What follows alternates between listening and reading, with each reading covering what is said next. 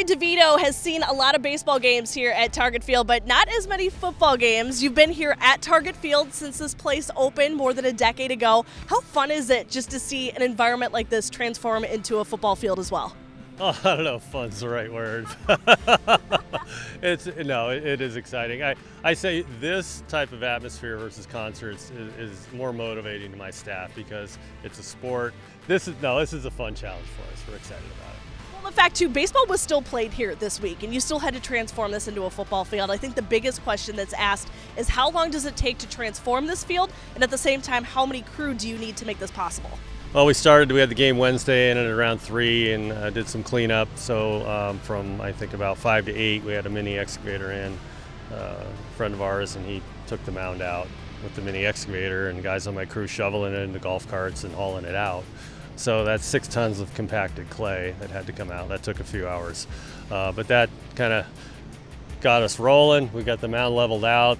Thursday morning, put some grass, thick cut grass, in the pitching circle, and started the painting process, and brought in some other friends to help us with that. So I think we had about a dozen of us working here yesterday on the painting and the installation of the goalposts. So the bulk of our work was done yesterday. Well, and at the same time, too, we're talking about usually there's baseball players just standing around kind of in this area, especially in the outfield. Now you're going to have 300-pound linemen going back and forth, hitting each other. That definitely takes some wear and tear on the grass. What preparation do you need to do for that switch? Well, the biggest thing is keeping the grass lean on nutrients, not too much fertilizer going into this, and the second is having it dry. So last night we had about a 1/4 inch of rain, or into this morning.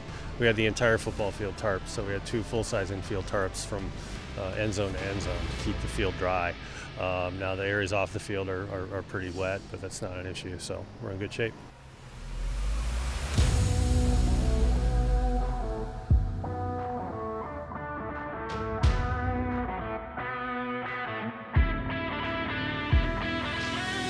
And this is one of the most important places in Target Field, 60 feet, 6 inches away from home plate. I'm, of course, on the pitcher's mound. Now, right now, this is just grass like the rest of the field, but it was not an easy process to cover this up and make this possible. Explain what's going on with the pitcher's mound. Well, we leveled out the clay base underneath it, which is on top of sand, compacted that, and then on our little sod farm in the parking lot, we have some thick cut sod. So this is 1.5 inch thick sod pieces that's been installed and rolled and compacted.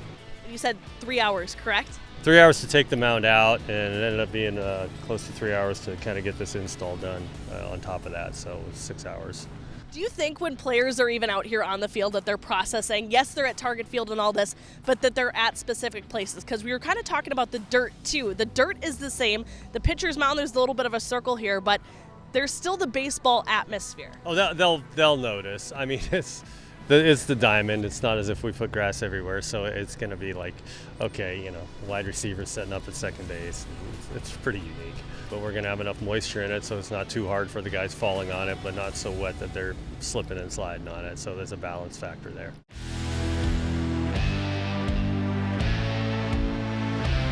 Now, one of the most interesting things here, I think is what we're going to call it, is the field goal post setup here. Obviously, over here on the first baseline, all the way over down to left field. What's the process like setting this up?